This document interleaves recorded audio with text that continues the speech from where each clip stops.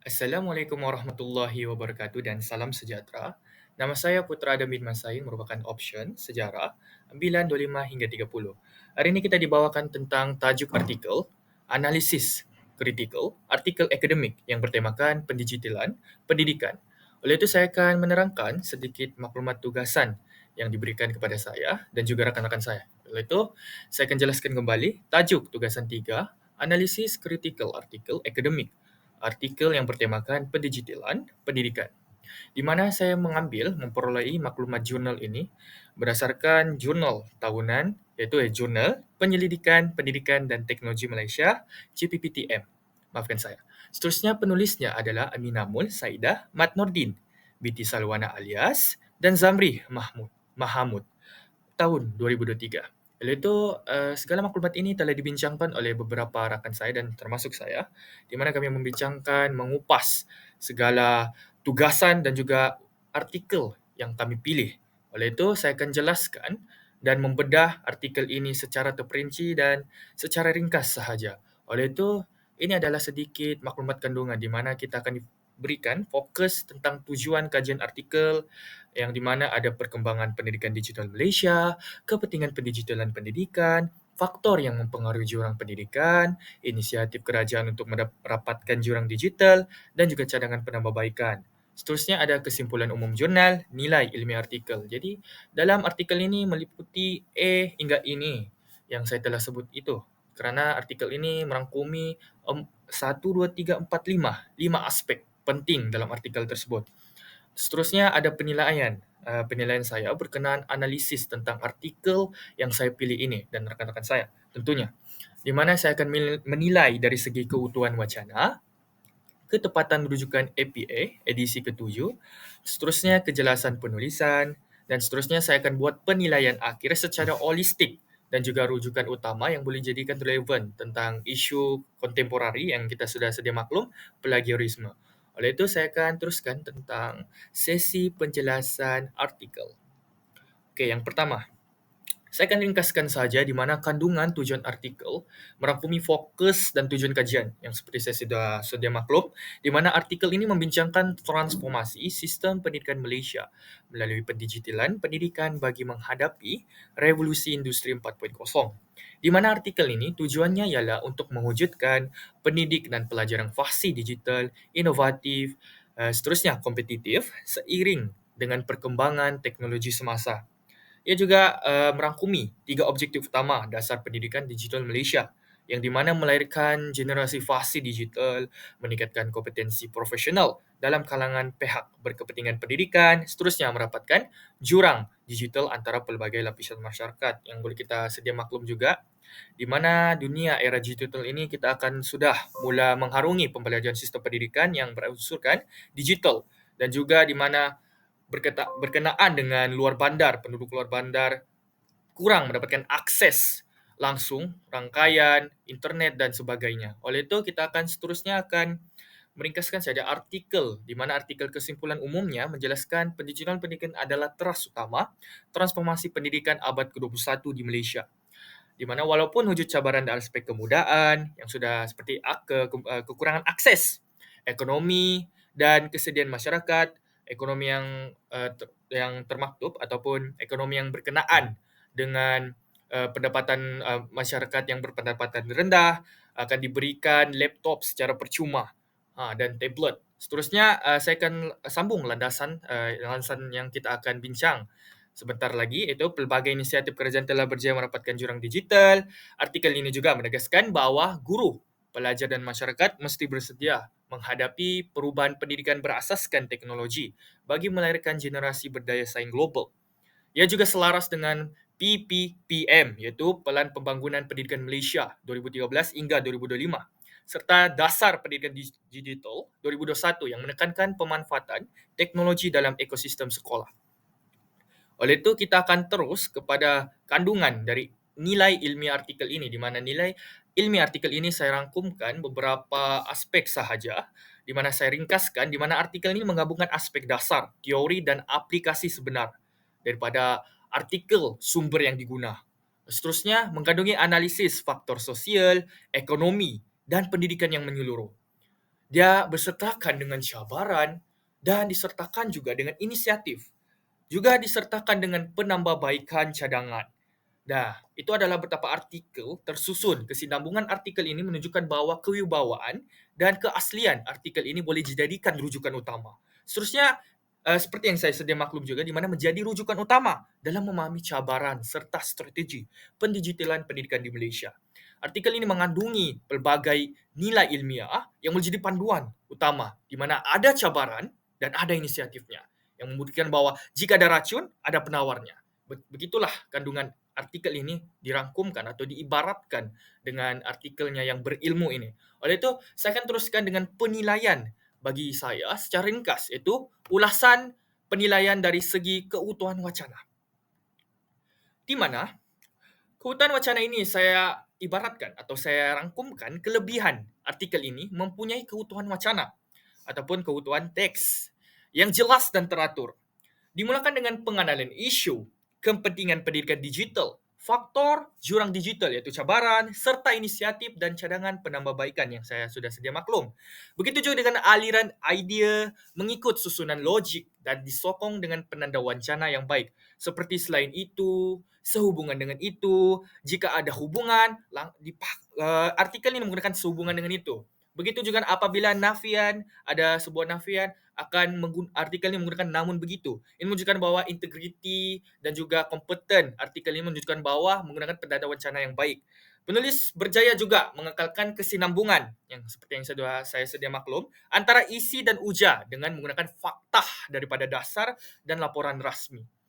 Itulah kelebihan artikel tersebut dari segi keutuhan wacana. Namun, seperti yang kita lihat, walaupun ada kelebihan, pasti ada kekurangan. Oleh itu, saya akan teruskan tentang kekurangan artikel ini, di mana kelemahannya ialah gaya huraian yang terlalu padat dalam beberapa bahagian seperti dalam faktor jurang digital dan inisiatif kerajaan, sehingga menyebabkan pembacaan agak berat untuk membacanya. Kerana kita sedia maklum juga, kita juga seorang manusia. Jika kita melihat beberapa artikel yang begitu panjang dan begitu padat, walaupun berilmu, namun jika dikaitkan dengan kesesuaian audiens untuk membaca, kita sepatutnya melihat aspek tersebut. Kita kena melihat aspek tersebut bukan berkenaan dengan berapa ilmu yang kita berikan, atau kita kena pikir juga aspek penyampaian itu diterima dengan baik atau tidak.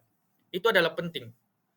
Itulah kenapa isi gaya uraian itu terlalu padat. Ini akan menyukarkan audiens maupun jika ada penyelidik yang berusia akan tidak mudah untuk menghadam segala ilmu yang diberikan artikel ini. Itulah sedikit demi sedikit ujian yang saya boleh berikan. Selain itu juga analisis ini lebih bersifat deskriptif dan kurang menonjolkan perbandingan atau penilaian mendalam terhadap keberkesanan dasar yang dibincangkan. Maafkan saya. Itulah kenapa pembandingan ini atau penilaian mendalam menunjukkan bahwa isi lebih kukuh dan menunjukkan isi lebih berkualiti jika melakukan penilaian mendalam dan juga terhadap perbandingan yang dasar yang telah dibincangkan, supaya segala penilaian itu ataupun sebuah teks itu kekurangan itu ataupun kelebihannya akan menunjukkan bahwa isi ini sebenarnya memang kuat jika ada perbandingan atau penilaian mendalam. Itulah maksud dari pendapat saya tentang kekurangan tersebut. Perlu diperbaiki dari segi gaya bahasa, tentang penyampaiannya sesuai dengan audiens, dan juga dengan analisis. Jangan terlebih deskriptif dan kurangkan menonjol perbandingan dan kurangnya menonjolkan perbandingan dan penilaian mendalam. Itulah adalah sesuatu kekurangan yang perlu diperbaikilah. Dan seterusnya saya akan ulasan keseluruhan daripada keutuhan wacana ini. Wacana artikel ini masih utuh kerana ide dikembangkan secara menyeluruh dan sesuai dengan konteks pendidikan Malaysia yang menuju ke arah revolusi industri 4.0 seperti yang dimaklumkan pendidikan Malaysia 2021. Secara keseluruhannya tetap relevan, namun kecacatan ataupun kepincangan ayat ini juga terus menunjukkan integriti itu turut dengan kualiti penulisan artikel tersebut. Oleh itu kita kena perbaiki kekurangan keutuhan wacana tersebut. Oleh itu saya akan berikan kritikan membina bagi ulasan ataupun artikel yang telah digunakan oleh penulis ini, iaitu penulis disaran menambah unsur reflektif dan perbandingan seperti yang sudah sedia maklum supaya wacana lebih analitis dan bersifat global seperti yang digariskan oleh World Bank 2022. Laporan menekankan di mana laporannya menekankan pentingnya kerjasama awam swasta, penglibatan antarabangsa serta menggunakan piawai global dalam perancangan nasional untuk memastikan negara seperti Malaysia dapat menyertai rantaian nilai digital global dan tidak ketinggalan. Lalu seterusnya saya akan menilai dari aspek ketepatan rujukan APA edisi ke-7. Dari aspek rujukan artikel ini menggunakan pelbagai sumber ilmiah antara tahun 2011 hingga 2022 yang menunjukkan usaha penulis meneliti kajian terkini. Artikel ini dapat dinilai sebagai artikel yang berinovasi dan kompeten serta berintegriti dalam menggunakan sumber. Dia mengkaitkan dengan sumber terkini yang di mana dia pekah caknah akan isu-isu ataupun sumber-sumber ilmiah yang terkini.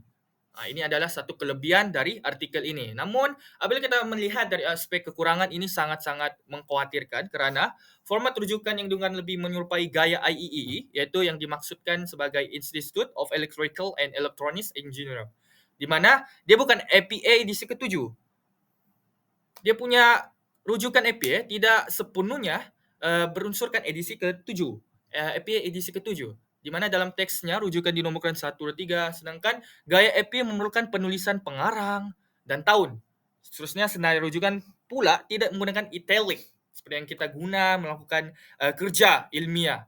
Dan untuk nama jurnal juga tiada ending indent dan kebanyakan artikel jurnal tidak menyertakan DOI iaitu Detail Object Identifier.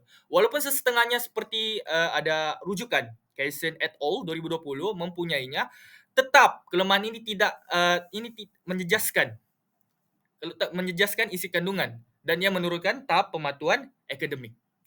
Lalu itu aspek ini perlu dipertekankan kerana rujukan APA sangat penting. Oleh itu ini adalah kekurangan yang sangat ketara bagi saya. Oleh itu saya teruskan dengan kritikan membina di mana penulis wajar menyesuaikan format rujukan mengikut panduan APA 7 termasuk menambah DOI, menggunakan italic seperti yang sudah sedia maklum untuk nama jurnal dan menyusun rujukan mengikut abjad bagi menonjolkan profesionalism akademik yaitu American Psychological Association 2020. Itu adalah salah satu kritikan membina agar artikel kita lebih berkualiti mengikut panduan keutuhan wacana dan juga rujukan APA edisi ke-7. Seterusnya saya akan sambung tentang kejelasan penulisan iaitu ulasan tentang kejelasan yang di mana penulisan artikel ini jelas format dan padat dengan istilah akademik seperti jurang digital, pembelajaran berasaskan ICT dan fasih digital di mana penggunaan bahasa akademik yang berdisiplin mencerminkan gaya penulisan ilmiah yang baik. Seterusnya saya akan teruskan kelemahan bagi artikel kejelasan penulisan ini di mana kelemahannya terletak pada ayat yang panjang dan berlapis-lapis seperti yang saya sedia maklum juga menjadikan isi agak padat dan kurang berfokuskan pada beberapa bagian. Penulis lebih menekankan penerangan dasar dan inisiatif berbanding analisis mendalam tentang impaknya terhadap pelajar atau guru. Impak pendigitalisan pendidikan ini kepada pelajar atau guru. Seterusnya saya akan teruskan sahaja keseluruhan.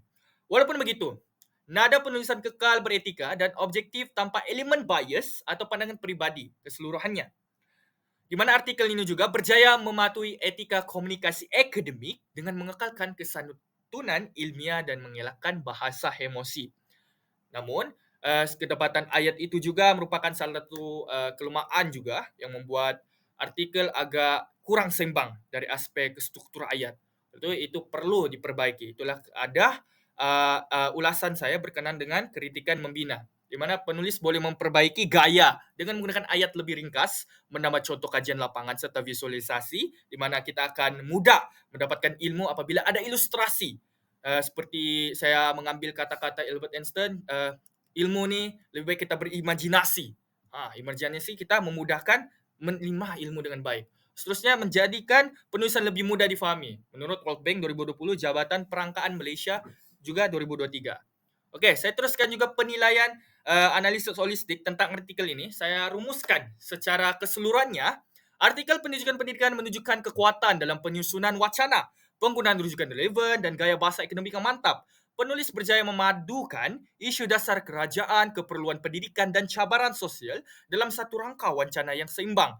Walaupun terdapat beberapa kelemahan kecil dari aspek teknikal, rujukan dan kepadatan ayat, artikel ini tetap menjadi contoh yang baik dalam bidang penulisan akademik pendidikan Ia berfungsi bukan saja sebagai analisis fenomena digitalisasi pendidikan di Malaysia, tetapi juga sebagai rujukan tentang bagaimana penulisan ilmiah boleh disusun dengan beretika, sistematik dan berpaksikan data sahih.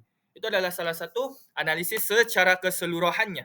Lalu saya akan beralih kepada bahagian terakhir, iaitu rujukan utama yang tambahan, iaitu relevan, rujukan yang relevan. Yang pertama saya akan terangkan rujukan relevan yang boleh berkaitan, di mana tentang plagiarisme juga sebenarnya, di mana Kementerian Pendidikan Malaysia 21 Dasar Pendidikan Digital Malaysia, Putrajaya Kementerian Pendidikan Malaysia, ringkasan isi, di mana menjelaskan dokumen dasar rasmi ini menjelaskan strategi dan pelan tindakan KPM untuk memperkasakan penggunaan teknologi digital dalam sistem pendidikan negara.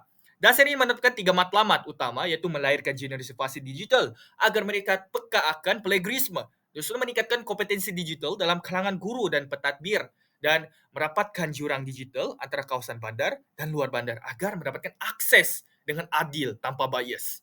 Itulah maksud dari KPM ini. Seterusnya saya juga ada rujukan relevan tentang World Bank 2022, Bridging the Digital Divide in Education, Lesson from Malaysia and the Region. Washington, DC World Bank Group, ringkasan isi, yang dimana laporan ini membincangkan jurang digital dalam sektor pendidikan di rantau Asia Tenggara, termasuk Malaysia. World Bank menekankan bahawa akses kepada teknologi saja tidak mencukupi tanpa peningkatan literasi digital dalam kalangan guru dan pelajar. Itulah kenapa ditekankan kepentingan ini kepada kalangan guru dan pelajar. Ia juga menyarankan kerjasama awam swasta dalam penyediaan infrastruktur dan latihan ICT untuk tenaga pengajar, untuk memberikan kemudahan infrastruktur mau di dalam bandar ataupun di luar bandar agar tidak bias dan semua boleh akses dengan mudah teknologi digital ini. Seterusnya, rujukan relevan yang saya guna juga Jabatan Perangkat Malaysia 2003, laporan penggunaan ICT dan akses internet isi rumah 2003 Putrajaya DOSM, di mana ringkasan isi menjelaskan laporan ini mengandung statistik terkini mengenai kadar capaian internet, pemilikan peranti digital dan tahap penggunaan ICT di seluruh Malaysia. Data menunjukkan 96.8% isi rumah di bandar mempunyai akses internet berbanding 85.2% di luar bandar, memperlihatkan jurang digital yang masih ketara antara kawasan. Inilah bukti jurang akses, jurang digital yang dimana kekurangan pencapaian akses maupun di luar bandar itu adalah salah satu di mana artikel ini juga menjelaskan inisiatif tersebut. Nah, ini adalah rujukan relevan yang mana sesuai dengan isu artikel ini. Seterusnya saya akan akhiri dengan rujukan relevan yang sesuai juga boleh dikaitkan dengan plagiarisme, iaitu a legal perspective on academic plagiarism of research writing in the Malaysian universities. Muhammad Khadijah Abdul Samad, Nur Hayati Abdul Aziz, Ahmad Syamsul, Muhammad Nur, Nur Azlina dan Ismail Nuraini pada 2004. Begitu juga academic plagiarism in Malaysian higher education institutions, legal perspective, International Journal of Law, dan juga government and communication, IJLGC pada 3.13. Begitu juga dengan pautan tersebut, kita boleh lihat ini adalah salah satu rujukan contoh di mana mereka fokus pada aspek undang-undang dan regulasi terhadap plagiarisme di institusi pengajian tinggi di Malaysia, di mana relevan terutamanya apabila kita menilai aspek etika dan integriti sebuah jurnal ataupun sebuah kerja lapangan ataupun kerja yang berunsurkan ilmiah. Oleh itu saya akhiri dengan penilaian ini sebagai salah satu kritikan membangun, bukan kritikan untuk merendahkan. Dan saya merasakan bahwa walaupun artikelnya kurang, ada kekurangan ataupun ada kelebihan, saya rasa semuanya adalah saling melengkapi apabila saya memberikan penilaian dan juga kritikan membina, bukan menjatuhkan. Jadi saya rasa saya akan akhiri video ini dengan walaupun dia memberikan artikel yang kurang sesuai ataupun tidak berformatkan dengan lebih tepat, tetapi dia memberikan penyampaian ilmu yang baik. Oleh itu, saya kira artikel ataupun penilaian kritis saya. Sekian, terima kasih. Assalamualaikum dan salam sejahtera. Aku selalu